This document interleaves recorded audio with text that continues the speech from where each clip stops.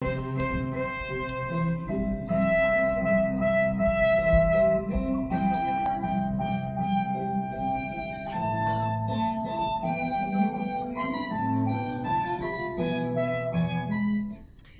en fait, c'est un projet qui est longtemps dans le tiroir de la compagnie et géré de moi-même. Ça fait peut-être 10 ans ou 15 ans que je souhaite monter cette formidable épopée des Misérables.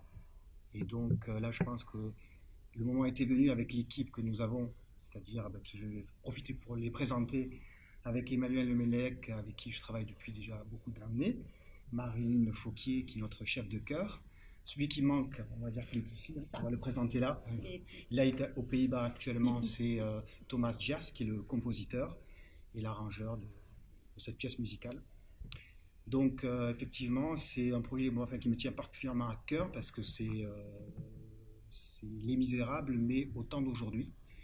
Donc tout le monde connaît forcément Jean Valjean et tous les personnages principaux comme Javert, Enjolras, les Thénardier. Mais l'idée, c'était de les transposer à plusieurs époques de notre vie contemporaine, de 1832 jusqu'à 2017, et peut-être même 2018. On anticipe même un petit peu ce qui va se passer.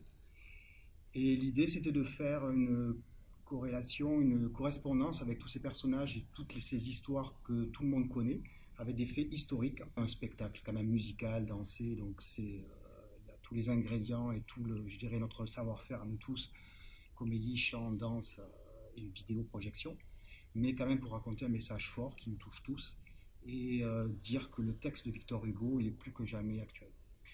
Après, l'idée aussi, c'est que c'est un travail qui a pris une dimension européenne, parce que là, ça va être notre avant-première ici à Avignon, enfin notre scène au Grand Avignon, mais précédemment, on a travaillé au Portugal, on a fait déjà une petite présentation, à Perpignan, du travail aussi en Belgique, hein, du travail aux Pays-Bas, avec ce fameux Thomas qui est ici, bonjour Thomas, qui est ici invisible, mais qui est là avec nous.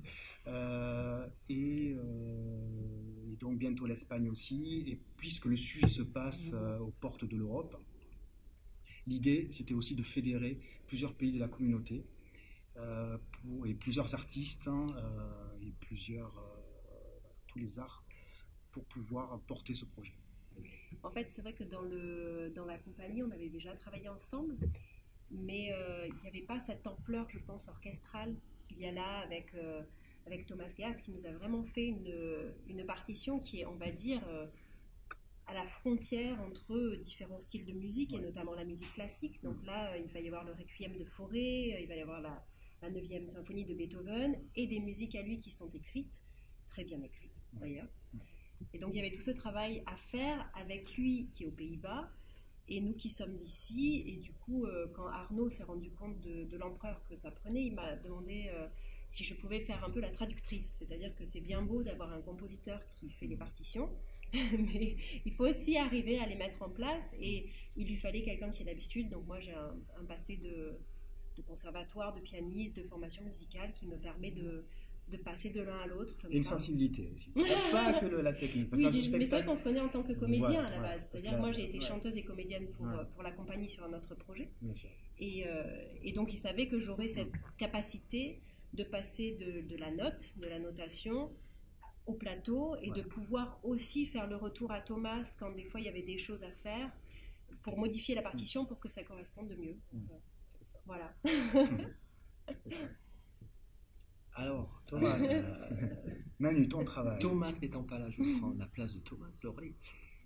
X années, on ne commence plus à compter maintenant, de travail en commun pour arriver à cette magnifique œuvre qui est vraiment, à ce jour, le papier cadeau de toutes ces années de travail. Ce qui est intéressant pour moi, ancien danseur, chorégraphe, ce qui est intéressant, c'est de travailler sur le millimétré de ces comédiens. Un pas est posé, une main est arrêtée, alors c'est souvent contraignant pour eux et je me fais crier des fois, mais au bout du compte ça marche bien.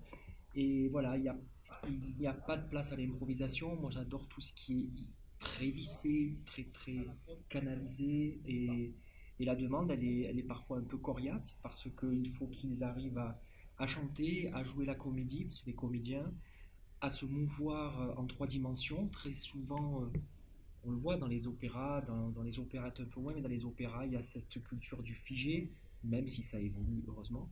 Et donc voilà, c'est vraiment, ils sont beaucoup et très très sollicités sur les 3 aspects, le chant, le postural, la danse et la maîtrise des 3 dimensions.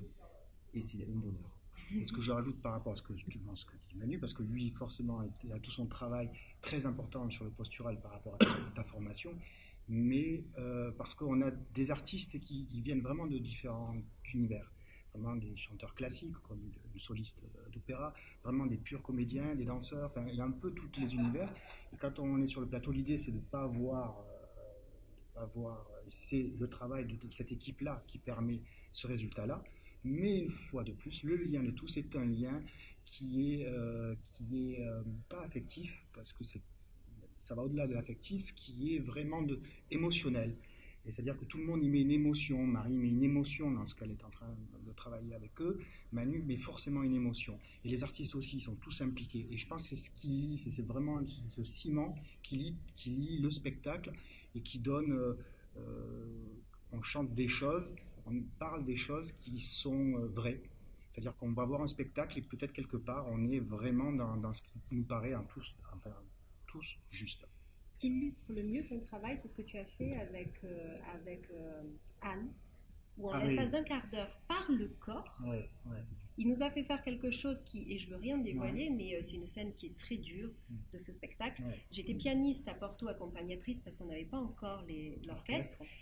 J'ai délicatement pris un mouchoir pour le mettre sur mon piano, parce que je savais que même en étant la personne qui allait jouer, et donc quand même en devant me retenir, je n'allais pas pouvoir m'empêcher de pleurer, tellement le message était fort. Et comment tu as eu ça? Par le corps et par la danse, par le mouvement dansé.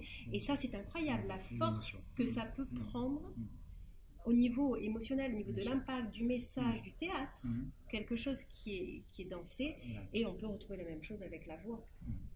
Il y a des très beaux moments de voix. Ce sont des comédiens, des artistes qui osent, sans retenue, parce que je crois qu'ils ont bien compris notre démarche. Et c'est parfois très impudique, c'est parfois très pudique, mais corrosif, arrondi, chaud, voilà, mais en même temps c'est extrêmement contrôlé. Et il y a plein de petites histoires dans l'équipe. Oui. Il y a les chanteurs portugais qui vont venir, et ces chanteurs portugais qui vont venir avec qui on a travaillé, ils ont tous dans leur famille des gens qui ont connu la Révolution des œillets. Donc quand ils chantent ce chant révolutionnaire, ils sont plus que dans le spectacle. Là, dans mon équipe là aussi, ceux de Perpignan, on a Delphine, on a quelques-uns qui ont dans leurs parents et leurs grands-parents, des gens qui ont connu la retirade et qui ont connu le franquisme et qui sont issus de toute cette... Voilà. Et c'est pareil pour les gens du Pays-Bas. On a tous dans notre équipe là un fragment d'histoire qui est un lien à tout ça. Donc, voilà, ça a du sens. Vive nos princes, vive, vive Louis, dans nos provinces, aussi bien qu'à Paris.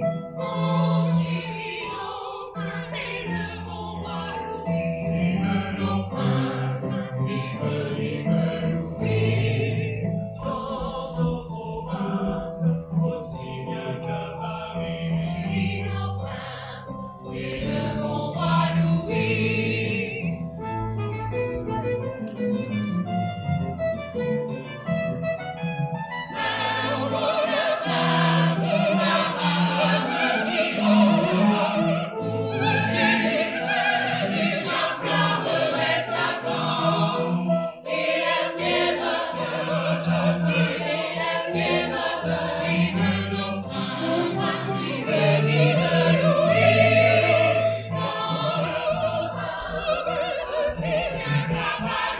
Chérit nos princes.